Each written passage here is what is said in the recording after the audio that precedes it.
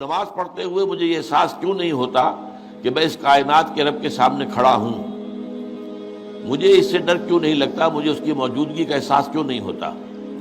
مجھے تو بتایا گیا تھا خواتین کی طرف سے سوال ہے، یہاں تو آ گیا کہ کھڑا ہوں، مجھے اس سے ڈر کیوں نہیں لگتا؟ مجھے اس کی موجودگی کا احساس کیوں نہیں ہوتا؟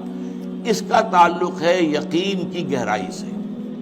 اس پر حقیقت ایمان کے ضمن میں میری ایک کتاب بھی موجود ہے، اسے پڑھیے۔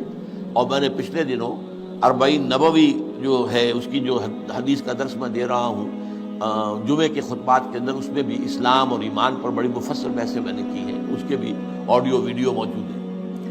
ایک ہے ایمان جس کو آپ کہیں گے لپ سروس، زبان سے ہم کہہ رہے ہیں کہ ہم نے اللہ کو مانا، رسول کو مانا، قرآن کو مانا، کتاب کو مانا، نبیوں کو مانا، آخرت کو مانا، روز قیامت کو مانا، جنت کو مانا، دوزخ کو مانا۔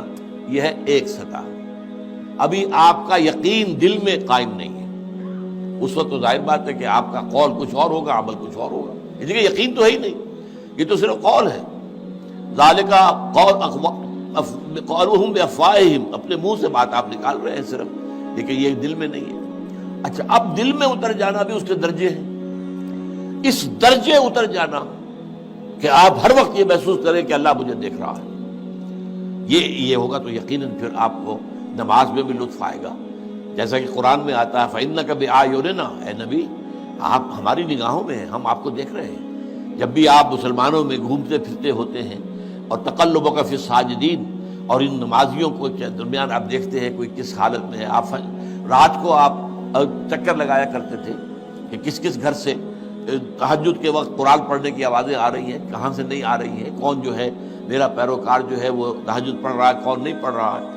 اسی میں وہ واقعہ آتا ہے کہ آپ گزرے حضرت ابوبکر کے مکان کے پاس سے، اور مکان آپ کو معلوم ہے وہاں کوئی کنالوں میں تو ہوتے نہیں تھے، وہ تو چھوٹی چھوٹی جو ہے وہ جھوپڑیاں تک سمجھ لیجئے، معمولی سے مکان، بہت وہ ایک ایک دو کمرے کے جو ہے کوٹڑیوں کے، کمرہ نہیں کہنا چاہیے، مکان۔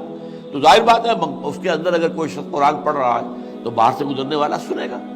تو حضرت ابوبکر کا آپ نے دیکھا کہ بہت آہستگی سے پڑھ رہے ہیں، حضرت عمر کا دیکھا کہ بڑے زور شور سے پڑھ رہے ہیں۔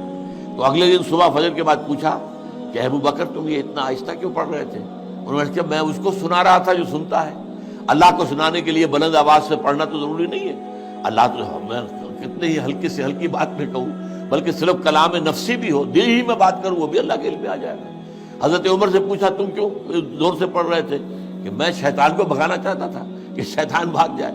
تو آپ نے کہا دونوں ٹھیک ہو، لیکن یہ اے ابوبکر تم ذرا اپنی آواز اونچی کرو، اور اے عمر تم ذرا اپنی آواز پست کرو، یعنی ایک معتدل پر تمہیں آ جانا چاہیے۔ تو یہ معاملہ ہوتا ہے اصل میں ایمان کی گہرائی کا۔ ایمان کی پھر آخری گہرائی وہ ہے کہ ایسا یقین ہو جائے کہ گویا کہ آپ خود اللہ کو دیکھ رہے ہیں۔ یہ جو احسان کی تعریف بیان کی حضور نے حدیث جبرائیل کے اندر، ان تعبد اللہ کانک تراہ فإن لم تکن تراہ فإنہ یراک، اس حالت میں اللہ کی بندگی کرنا، اللہ کے لیے بھاگ دوڑ کرنا، ان تعمل للہ کانک تراہ، ان تخشى اللہ کانک تراہ، اللہ کا خوف تم پر اتنا ہو جائے گویا کہ تم اللہ کو دیکھ رہے ہو۔ اب آپ اندازہ کیجئے کہ جب قیامت میں سارے پردے اٹھ جائیں گے، جہنم بھی ہمارے سامنے ہوگی اور جنت بھی سامنے ہوگی، وہاں بھی کوئی کفر کر سکے گا؟ تو ظاہر بات ہے کہ جب اللہ تعالیٰ کو دیکھنے کی حد تک کی کیفیت پیدا ہو جائے، یقین کا وہ درجہ، تو پھر اس میں کوئی غلط کام کرنے کا امکان نہیں ہے۔ سبحانک اللہم و بحمدک، نشہد ان لا الہ الا انت، نستغفرک و نتوب الیک۔